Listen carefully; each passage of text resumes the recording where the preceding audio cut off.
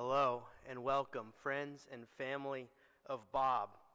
Here in a moment, we're going to speak words about him, but I feel the need to comment that the best eulogy cannot be written on paper.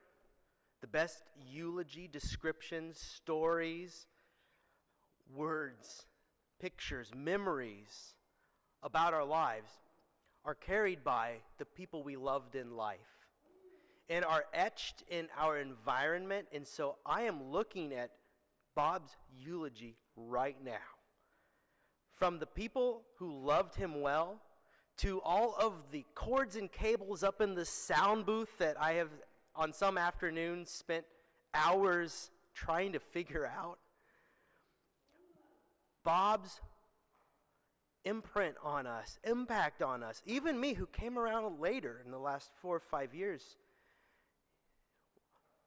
that is the best eulogy that we can hold and cherish. We're going to do our best in the coming moments, and we are so glad that you're here. But we're also here in a surprising way. It's a funny thing to say it's a surprise or a shock when somebody at the age of 90 passes away. But Bob's passing was a surprise. From my vantage point, it really came out of nowhere. And so if you are like me on this morning, and as I know the family is in the midst of the valley of death's shadow, as King David once wrote, these next words are for you. And so to comfort us and to calm us and to lead us to still waters, would you please hear read the 23rd Psalm. The Lord is my shepherd, I shall not want. He maketh me to lie down in green pastures.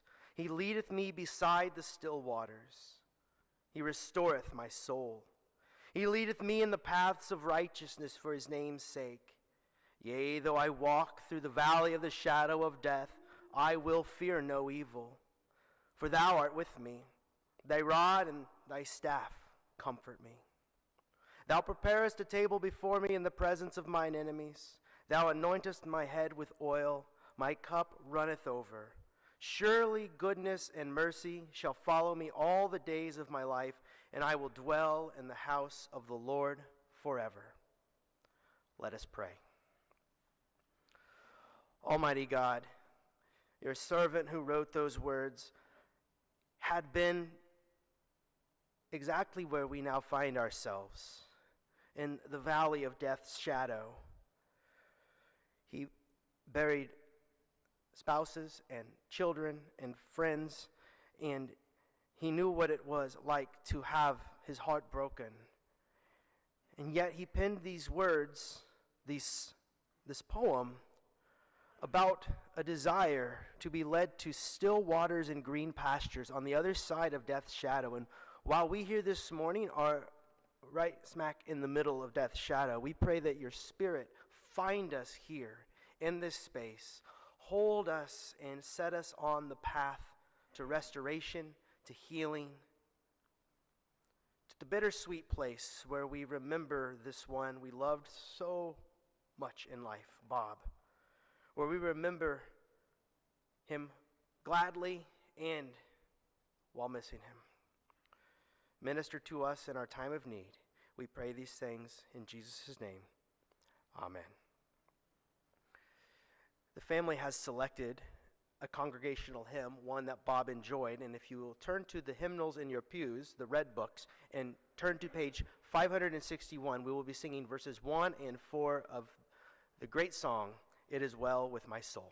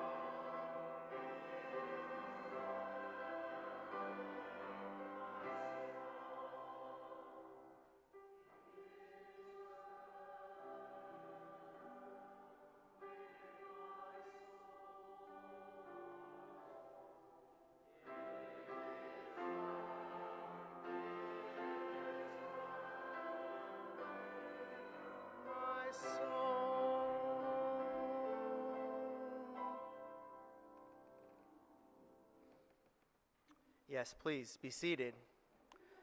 As I was saying earlier, you are in many ways his eulogy, his legacy.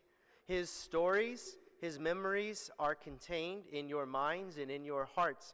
And so I have my own experiences with Bob, and I'll share some of those in a bit. And I listen to his family tell stories about him and share some of their fond memories and reflections.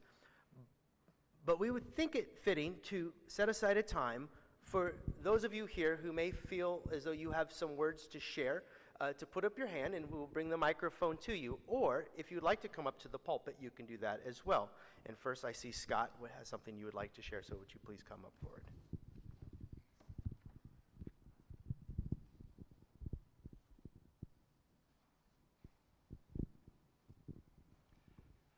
So a very, very famous chef started a restaurant on the moon. He was an incredibly famous chef, but the restaurant on the moon failed. Why did it fail? It didn't have any atmosphere. That is a classic dad joke. Had to start a cold open with a classic dad joke. First, I just want to do so many thanks on behalf of the family, myself and Janie, Mary Beth, Rob, Barbie, and my mom Margaret for this outpouring and just wonderful gathering to celebrate Dad and the support of our family. We just appreciate it so much. One person who could not be here with us today, hopefully she's watching on our stream, but I did want to mention that Dad's sister, Carol Blome Snap in Texas, could not be with us, but she sent a lovely card. Margie, just know that Bob is with God and Jesus and with family. I love you, and I send my blessings to you. Scott, Mary Beth, Barbie, all the family love Carol. So I just wanted Carol's voice to be heard here today. Just a few things. As you know, we could do lots of remembrances of Dad because it has often been said that they broke the mold when Dad was Dad was made. Just a unique view on the world. And so these are in pretty much random order, but I'm just going to put out a few things. Of course, his love of trains, so well known. And if you look at in the earlier days when everything was done on slides, if you run one of our slide reels, it's, family in, let's say, Colorado, and on the train in Colorado, and on the train in Colorado, and the trains going by in Colorado, and the trains and the family, and a train going by, and the train. So he loved his family, but he wanted to get his train pictures in. And then, of course, at the Indiana Transportation Museum, the former museum in Noblesville, Indiana, he volunteered there for over 40 years, was an absolute fixture at that facility, and I think got so many people excited about trains when they came, and he especially loved the Indiana Fair train, which ran for decades and was a conductor. You might know in the museums they actually had to pass federal tests or exams, so Dad was a federally certified conductor along with the other folks, but he loved his trains, but he loved the people. And the Fair train and the Polar Express train, the families, the kids, he just loved interacting with all of them, and he was well known for that. Just going a little bit further back in time, of course, the audio has been mentioned. Dad worked on the audio here in the church for, again, decades. And we actually had a feature in the house he's considered pretty high-end even today. We had whole house sound. And Dad had speakers in each of our rooms. He had switches downstairs where he could throw recordings and music up to each of our rooms. And he would play music. Sometimes he would narrate the liner notes of the music. He would narrate kids' stories for us, like Dr. Seuss stories, for example. The downside of being the only people in the neighborhood with this advanced audio system was if we weren't moving fast enough in the morning, Dad would play Reveille through those speakers. That was a shock for sure. Um, and then I did want to mention with Barbie, Mom and Dad as a team have just been incredible with Barbie. And in the early days, in the 1960s and 70s, services for multiply disabled people were much thinner, much less advanced than today. And Mom took the lead in fighting for those services for Barbie here in Indianapolis, but Dad always supported that. And it was suggested that Barbie be institutionalized, and they never seriously considered that. They fought to get her services and to have her be in the home, here, and just hugely will always admire them for that. So it's been said so many times that Mom and, of course, Dad wanted to be protectors and take care of us, to just keep us safe. Another classic one is that he had seatbelts in our cars in the early 50s, which you had to go to a hardware store and install them yourself. You couldn't even get them as an option from the dealership, and they weren't mandated till 1968. So he was like 15 years ahead with that because he just wanted to keep everyone safe. So that's just a few things about our amazing dad. You know, he marched to his own drummer. He had a good time. He protected and took care of all of us. And wow, he was just something else. I'll end with one other classic. So a referee went on the field to call a football game, but he didn't wear his glasses. Why didn't the referee wear his glasses? Well, you know, football's a contact sport. Oh, that was a good groaner. So anyway, that was Dad. Again, thank you all for coming, and it's so sweet. We love you all. Thank you.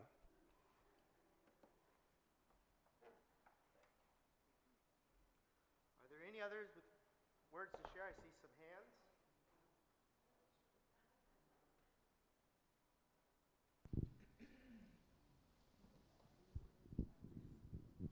It's good to see so many people here. I'm Don McColl, Bob's brother-in-law. Bob played a very important role in my life. My first car that I bought with my own money, I bought from Bob. $150 for a 51 O's. I drove it from from Pontiac, Michigan to Amarillo, Texas. From Amarillo, Texas to Knoxville, Tennessee, and back again.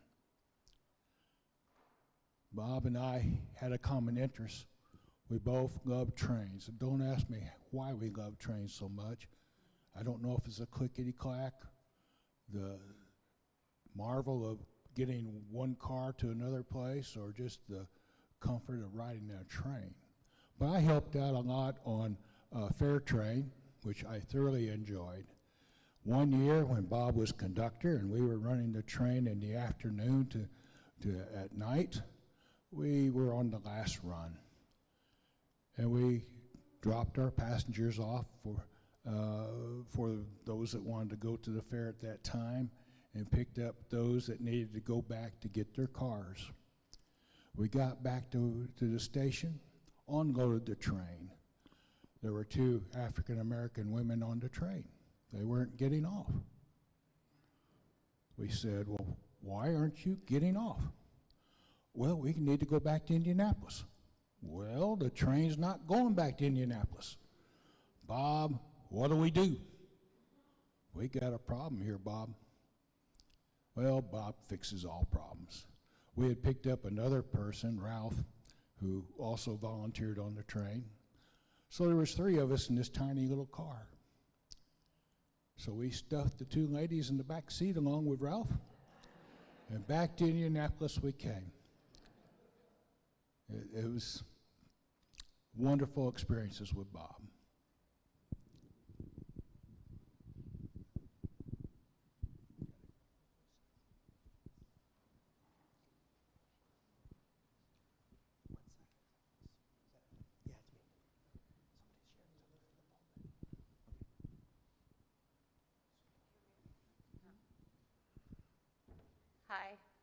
I don't know how easy this is going to be for me to do, but I'm just going to go ahead and do it.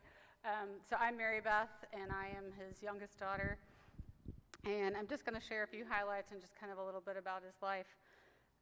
Those of you who knew my father knew his unique personality and his passionate interests that made him who he was. He was a devoted husband, father, and family man. He loved his family, his immediate family, his extended family, and he provided stability to our family. His faith in God sustained him throughout his life, and I am proud that he was my father, and I have always been proud to be his daughter. As you know, he spent his career at Indiana Bell in downtown Indianapolis, and the bus system was his mode of transportation. And so he always rode the bus, and he would, maybe after vacation or something, he'd say, "Oh, Mary," he called me Mary, sometimes Bether, but, he would say, I'm going back to the salt mines, Mary, and he'd go down and get on the bus. But when I was like 11 or 12, I used to love to take my dog, and we would walk down to the bus stop, and I would go and greet him, and he'd get off the bus, and I was just so excited, and I think I was pretty proud at the time.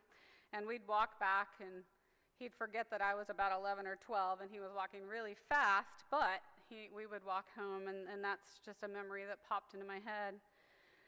Later on, when I was in high school, I would go downtown, and I would meet him for lunch at his office, and that was another thing I loved. I would go to the front desk, and I was so proud to ask for him. We either went to the cafeteria, and that was really fun because he would introduce me to his coworkers, and I thought that was really neat. And that was back when you stayed at the same company forever, so they knew who we all were. Or we would go to the city market and go to Jumbo's, and he would get clam chowder. That was his favorite thing to do. And I would get something else because I didn't really like clam chowder, but that was his favorite thing. He would introduce me to his coworkers, and I was always really proud to be his daughter. The other thing that I remembered the other day was that we had 5 phones in our house when we were growing up. And I always thought that we were really rich because we had 5 phones in our house. However, what I later found out was the phone company used to give them to you for free. And so he thought that was really fun to have all of these phones in the house. But I thought we were rich. So Scott mentioned, he has his love of audio and later video. And I won't completely tell you everything, but it was funny when we were talking, we both had the same memory of the speakers in our bedrooms. And I passionately remember that he recorded himself reading those books. And he particularly loved the Dr. Seuss books. And he would put them on reel-to-reel tapes, and he would pipe them into our bedroom at night. And he had this control box downstairs and in the basement, and it had a little switch for Scott's room and Mary's room and Barbie's room and the living room. And he can control that. It could be everywhere or just one place. And so we fell asleep to him reading about Sneetches, or green eggs and ham. I will never forget that. Of course, there were many a train ride, and we traveled when we were younger on the train, and those were really special trips. And this is kind of a weird thing to say, but I remembered when Nixon actually resigned because we were heading to Colorado on a train, and everyone was wondering what was going to happen. We went on many train trips and excursion trips, and I know he loved to take Barbie on those train trips, and she loved to go. And he also loved to share that with his family, and he would often take, the extended family on trips, not the train museum trips. He also was a man of compassion and service, and he volunteered in many ways outside of the train museum. Over the years, he routinely picked up members of our church, and he would bring them week after week after week to make sure that they got here. He was a block captain for the neighborhood association, and he would go around and, pass out flyers or make sure they got their dues. And the neighborhood loved him. He purchased food at Aldi every week to deliver to the food pantry. It was like a special list, and he was responsible for that, or he took on that responsibility for many years. I know that there are so many other things that I could think of, and I'll think of them later, but these are just a few highlights of my vast memories of my father. The way he lived his life, and he demonstrated who he was, and he shaped the person that I have become. He showed kindness, compassion, love, integrity, and dedication to his family, his church, and his community, and I will miss him.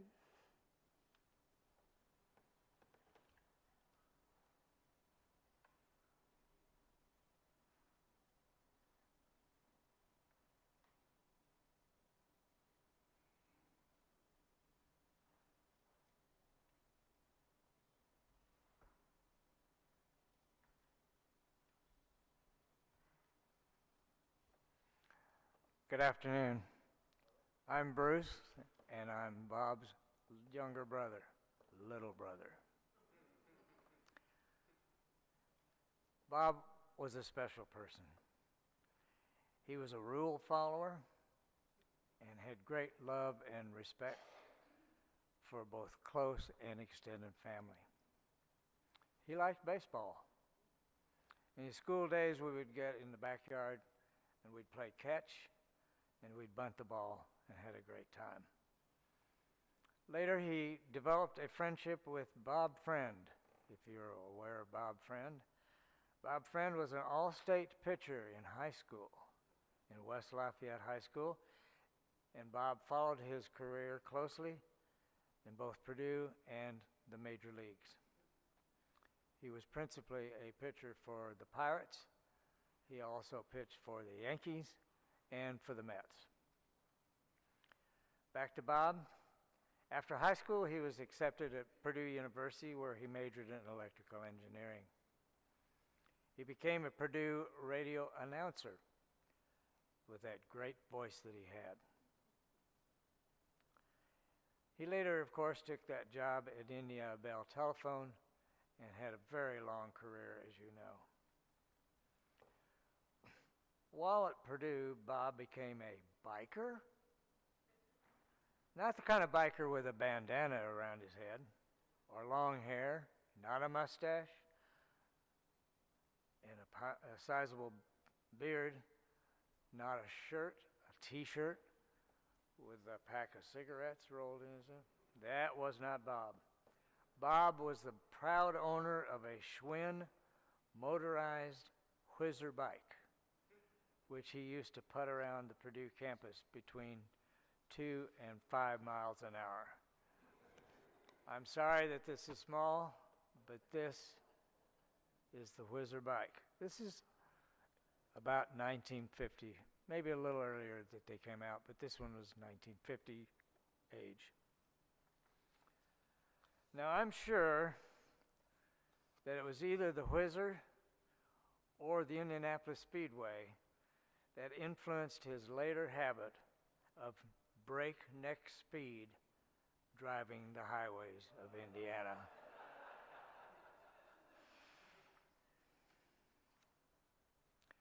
Bob loved his country. He spent 2 years in the Army at the White Sands Proving Grounds in New Mexico.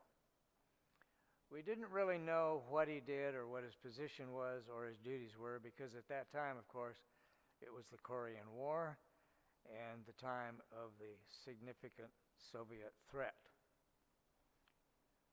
As you know, and has been spoken earlier, Bob loved trains. After his retirement from Indiana Bell, Bob became involved with rail trains based in Noblesville. And as a conductor with a microphone, he became the teller of corny jokes. And those verbally continued each time on the train until someone came to his rescue and actually laughed. Hopefully now, the heavens angels will laugh at his jokes. On a more serious note, my brother loved and cherished his family. Margaret, Scott, Janie, Mary Beth, Rob, and especially Barbie. Everything in his life centered around them, his church, and his God. And I finish with the words of Dr. Seuss. Don't cry because it's over. Smile because it happened. Thank you.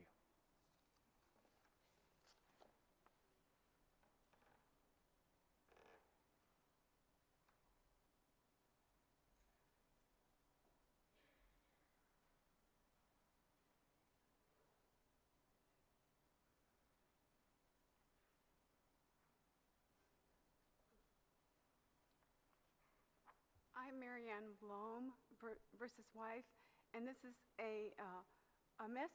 a message from our daughter, Joy Blome Christie, and her family. Uncle Choo Choo, how do you say goodbye to a man with the brightest smile, most infectious laugh, the pro at delivering bad, I said bad, dad jokes, sorry about that.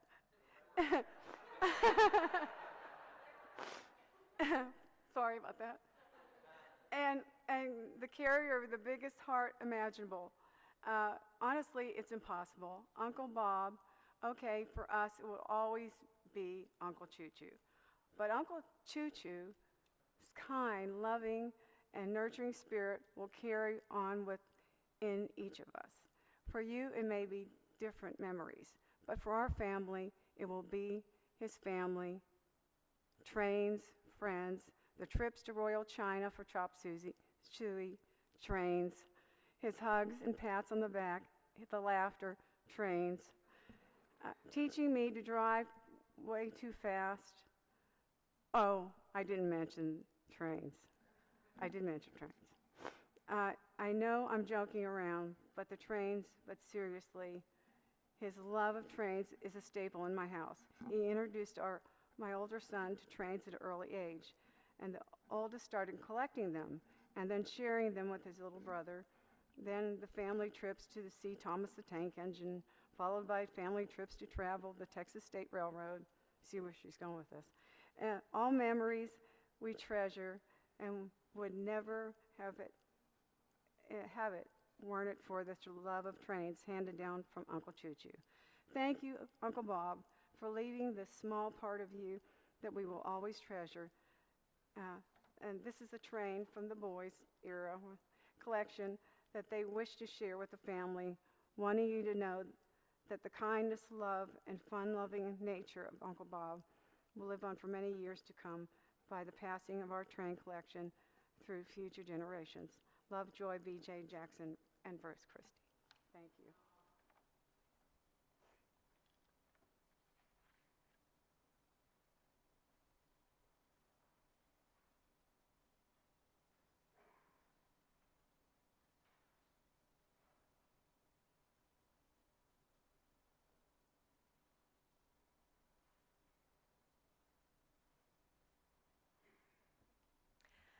Good afternoon. I'm Brenda Lawton, and I'm Bob's niece. And I think I can speak for all of Bob's nieces and nephews when I say that we will dearly miss our Uncle Bob. He was truly one of a kind. When I was in college, I went to Northwestern University in Evanston. And Uncle Bob would come to Chicago on business, and of course he would take the train. And whenever he came on business, he always came to Evanston and took me out for dinner. And I just loved those dinners with Uncle Bob. It was just so special that he would set aside time and come and take me for dinner. I think he did that for my brother Billy as well when he was at Northwestern. And Uncle Bob loved Chinese food, and so we always went to get chop suey and had some of the best conversations. And he would sometimes take me to see something special. He had been a child in Evanston, and I got to see the house that he had lived in, and we just had a wonderful time. And then when we grew up and had our own kids, Uncle Bob, as Joy was saying, just shared his love of trains and his love of the Lord with our kids. And my older sons, Nathaniel and Joshua, especially benefited from this. They loved trains. They loved Thomas the Tank Engine. And Uncle Bob would make special train videos and send the train videos to the boys. And they thought that was so much fun. And we got to make several special trips here to Indianapolis and go to the train museum with Uncle Bob and ride on the special train there. And I especially remember on their 50th wedding anniversary getting to do that with the whole family, and just how fun that was. And Nathaniel and Joshua, and then Rachel and Joseph always enjoyed that. And we always loved his train set that he put together in the basement. That was just incredible, with all the different houses and the way the cars would go. And we loved seeing Uncle Bob's toy train too. And I just have to share one other little story. I just have always admired the way Uncle Bob helped Aunt Margaret and really helped to take care of Barbie. And Uncle Bob and Barbie loved to go to White Castles, and they loved to get those little sliders. Yeah. So this is a fun story Uncle Bob would share, that one day, it was a cold winter day, and he had Barbie all ready to go to White Castles, and she was bundled up in her coat, ready to go, got her to the front door, and he could not convince her to go out the door and get in the car, and he just did not understand what was going on and tried several different tactics of persuasion. And finally he looked down and he realized he had forgotten to put on her shoes. And Barbie knew that, and she was not walking out in the snow without her shoes. So I will always admire just the way Uncle Bob so tenderly took care of Barbie, and always sat with her at the dinner table and fed her, and we talked about cookies. And it was a real witness to my kids and to me as a child, just the love that he showed and how he cared for his daughter Barbie. So we will dearly miss our Uncle Bob, and Aunt Margaret and Scott and Mary and Rob and Janie. We love you all very much. And Barbie, we love you. And please know that we are here to support you and love you, and you will be in our thoughts and our prayers throughout the coming weeks.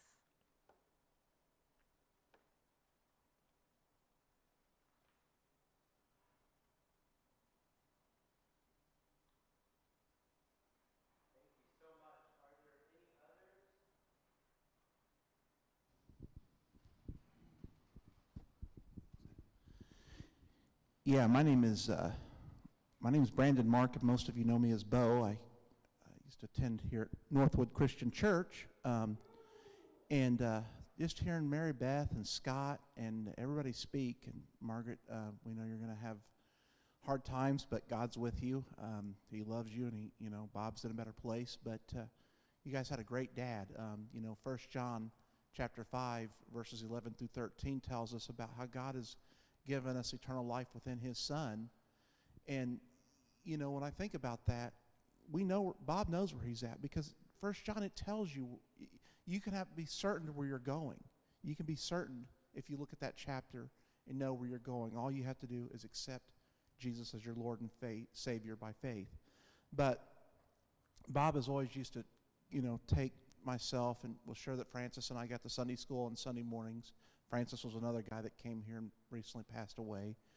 He helped Josh a lot, and he would take me on errands, because they just lived right down the street, him and Margaret did, from our apartments. And but he did the train, and I kept saying I wanted to ride in a conductor. I want to ride in a conductor, and I think that's what.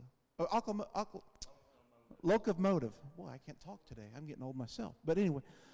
So somebody else that used to go here said, I can't wait until you get to ride that locomotive, because I'm tired of hearing about it. Well, I said, okay. So Bob let me ride in it, and I got to ride in it a couple times, and he was just always trying to figure out, well, how can we get you up there and stuff. But I'm into the ham radio stuff. I'm still studying, but Bob always had a walkie-talkie.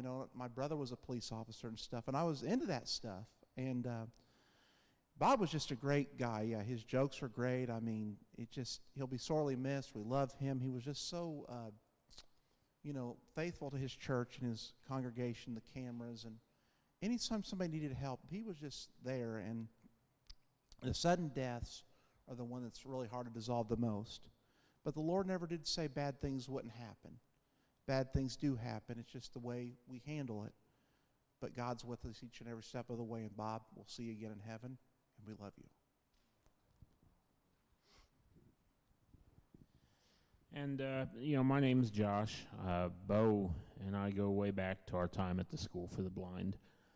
I'm going to try to keep this short here, but a few things here. First off, I play the piano, and I know how to play it as well with my soul, and I was inspired to learn it because of the history of the song, which I'm sure Bob probably knows about it, but in his honor, for those that don't, Horatio G. Spafford wrote it during a time when his daughters, well, he lost a lot. He lost a son to pneumonia, property to the Great Chicago Fire.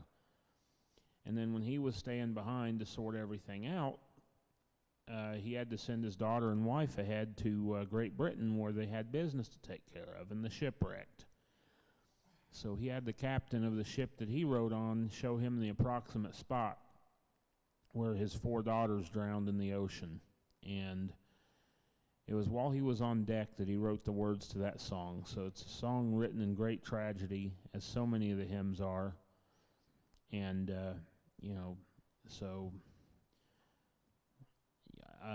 anyhow, I just wanted to say that we all have our own songs to write, even in times of tragedy, so to speak.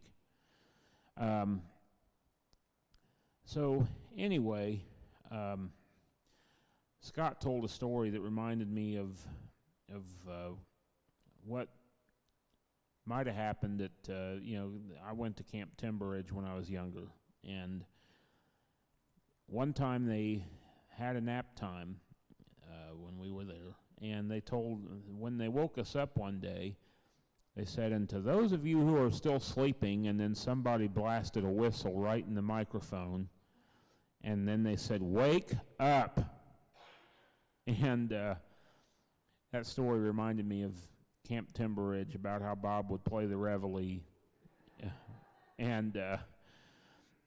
But yes, Bob was very caring, compassionate, and we'll always miss him. And, the one thing that, I always think of him when I hear a train sound. And one thing I'll leave with this. One thing you guys may not know, which I didn't know until we rode the train, because Bob was always taking the church once a year on different trips. And,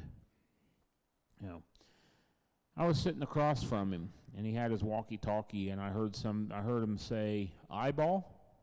And I'm like, okay, what's that? And then I heard Bob say, eyeball to the Pizza Shack. And I said, what in the world? He said, that when they say eyeball, that means it's time to go. And so I thought I'd share that little tidbit with you. But every time I hear a train, I'll always think of Bob.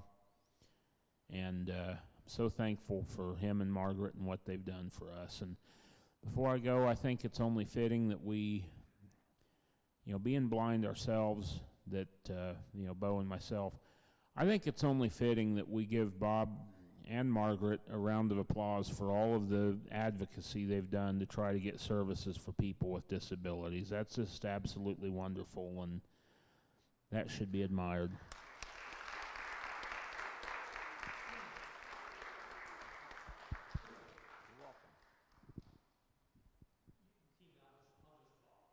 For the people with the live stream, people who are watching through the live stream would like to hear you as well.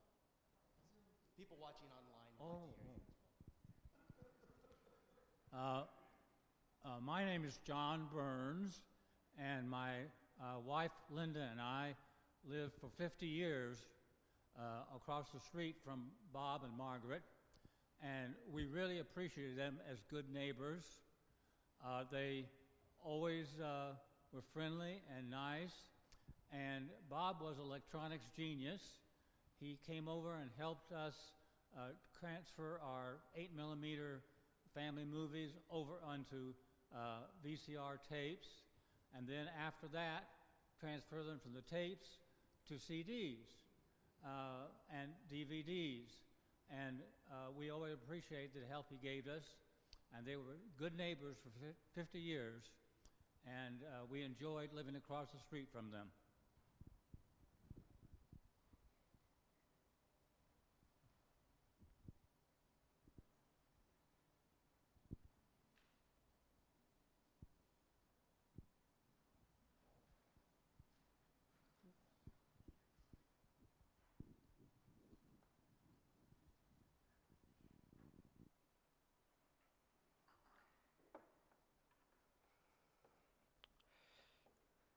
Thank you so much for your lovely words. If I had the phrase Uncle Choo Choo floating around in my head earlier, I wouldn't have been able to see him get out of the van without thinking, oh, here comes Uncle Choo Choo. I wish I had heard that before.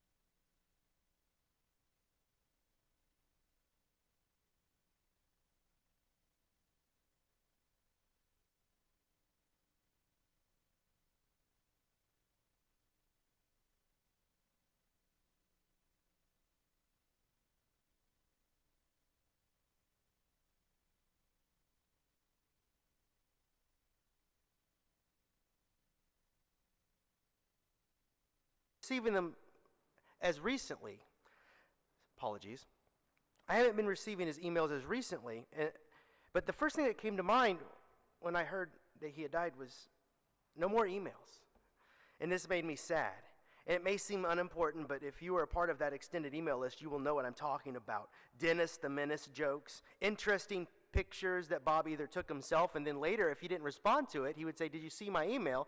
What'd you think of that picture? And he'd say, I just thought that was pretty neat. And yeah, pretty neat, thank you. And in fact, if you didn't respond, he would send out an email to all of us saying, does anybody still want these? To which I would respond, yes, please, more emails. And typed in all caps. And I don't know what put that idea into his head from the onset. In fact, I typed this part of the paragraph in all caps and I'm looking at it. And knowing that it means that you are shouting.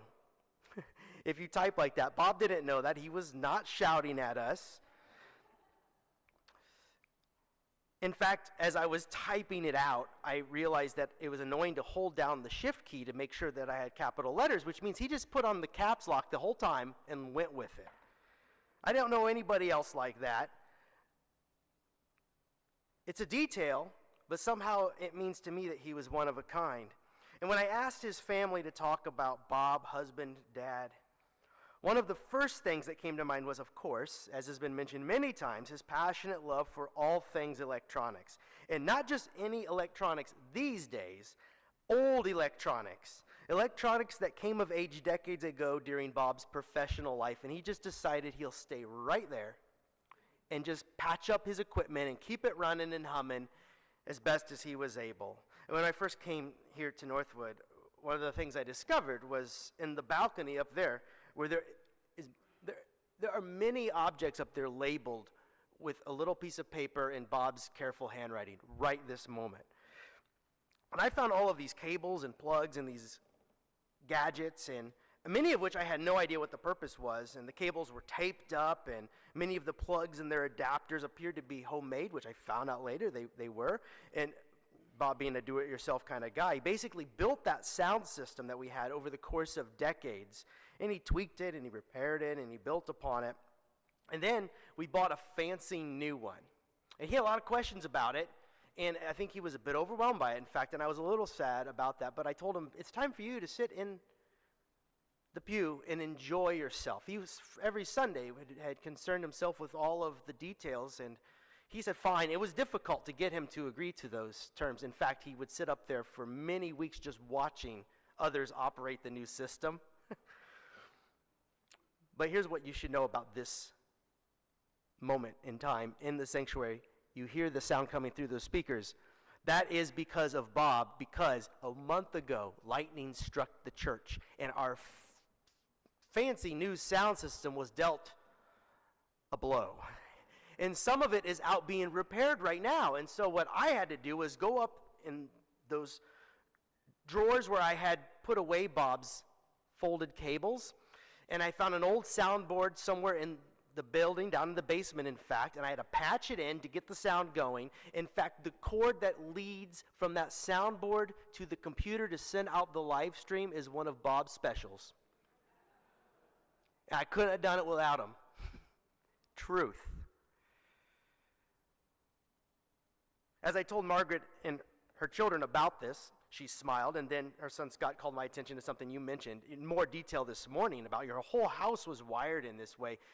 The townhouse that they moved into 3 years ago at Robin Run, he got to quick work making sure he had his systems in place there too. Wires carefully labeled, running behind me, and there's a special switch that turns the whole thing on. And I was told that by Mary Beth that when she was a child, it was a bigger problem because sometimes you just wanted to watch a movie, but his system was so complex that you had to go get Dad's help. But after some more chuckles about his love for electronics, his 5 weather radios, young fella, I had to ask, what's a weather radio in specific? This is what it sounds like. You turn it on, it tells you the weather. And he had 5 of them around the house. Just turn on, hear the weather, turn off. Well, after we talked about these sorts of things, his love for trains,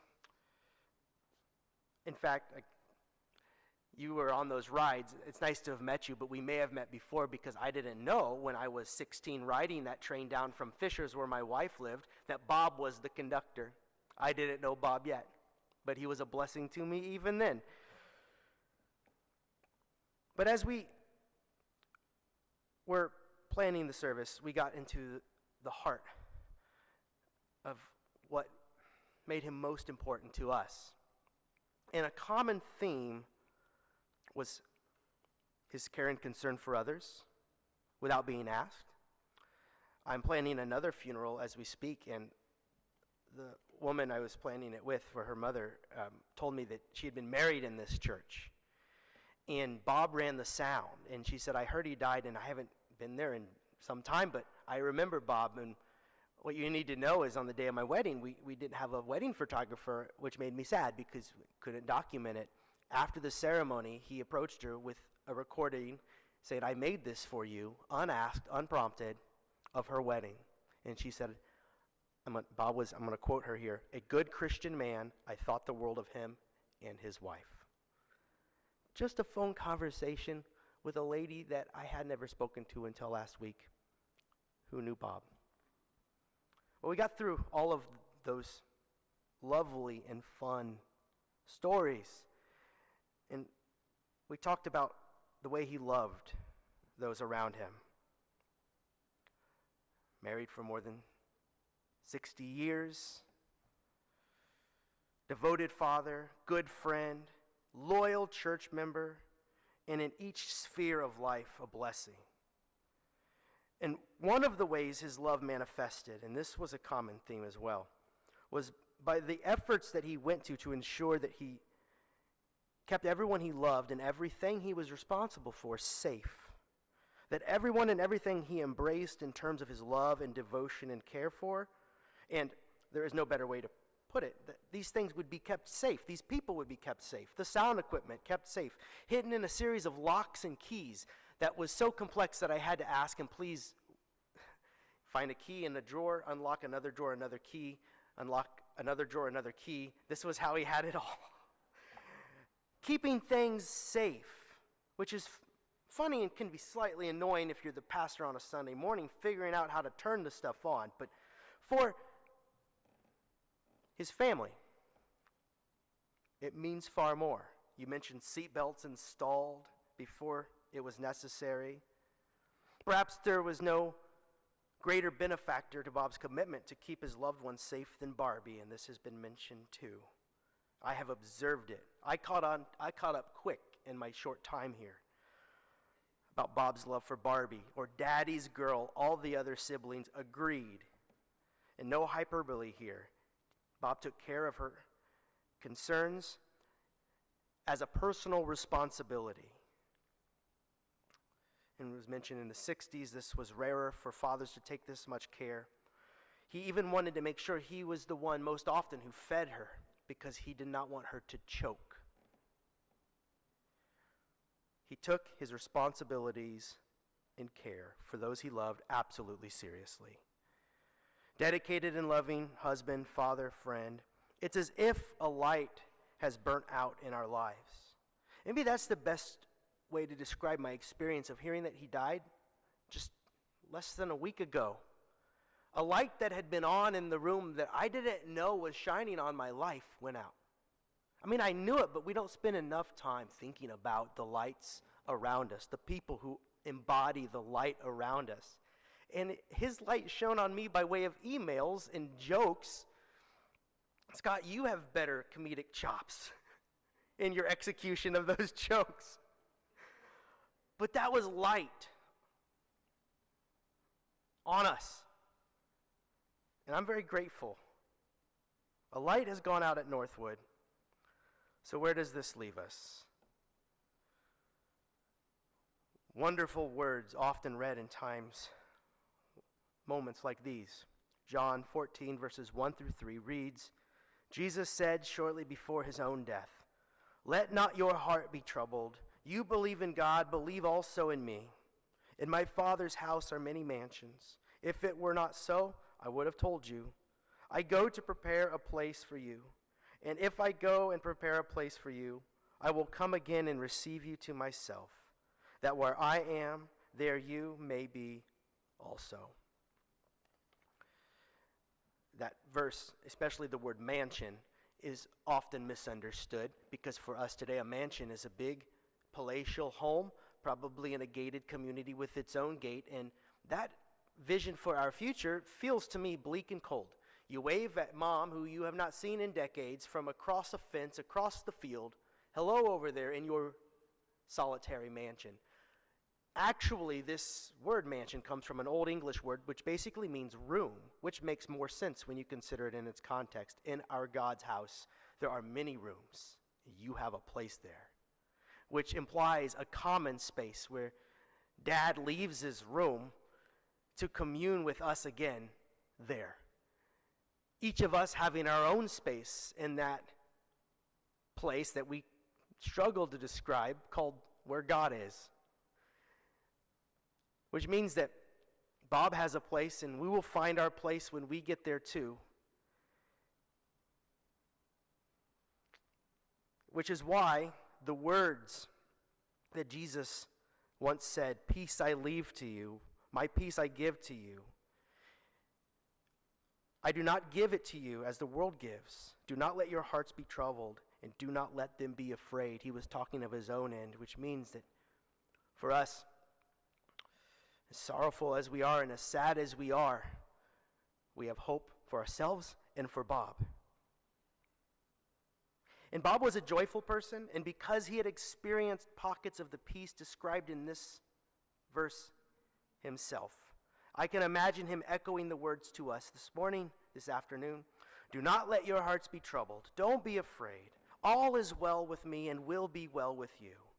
For now, Bob has seen his hopes come to fruition, the complete life now met with God's loving embrace. Maybe the truest thing that we can say of Bob today is that when he breathed out his last, he did not die, not in the truest sense. In fact, you have felt him in the room today. Perhaps the most accurate way to describe what has happened is he has come alive. Different, but true. He is not a was locked into some past tense, but still is.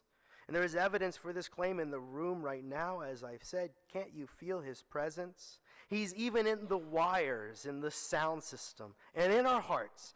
And as we tell his story, we continue to carry him with us.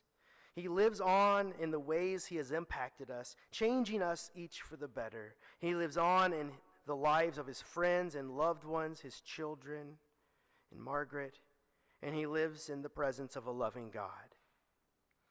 But he has left us for now, which is what makes this so impossibly hard. Though not quite impossible, because the same God that found him in life has met with us here. God will give us strength. God weeps with us. God's heart is broken too. God will help us say goodbye, or rather, God will help us say, in our own way, till we meet again. Let us each in the following moments find the strength and courage to say both goodbye and until we meet again. And he gave us another gift, because one song he loved was Joyful, Joyful, number 2 in your hymnals, which we will now sing.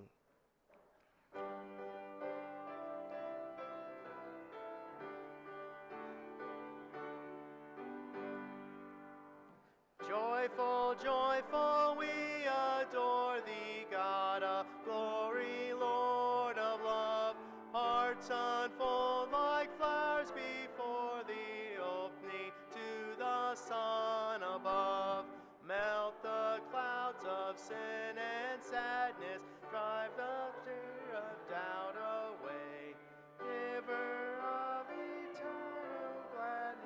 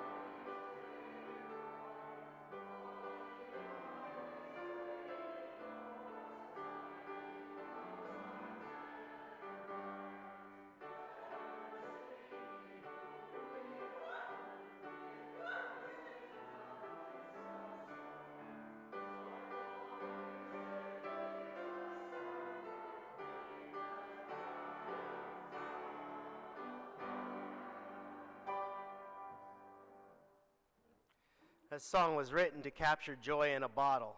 And I feel as though Bob's life in its own way has done just that. And that is a perfect way to conclude our time here. Before you leave, I'll have you know that the funeral directors will dismiss us starting from the back rows going forward while we listen to one more song, Handel's chorus.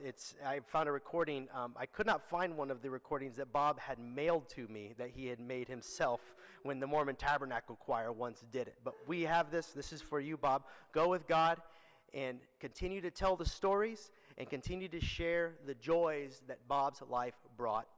Go in peace.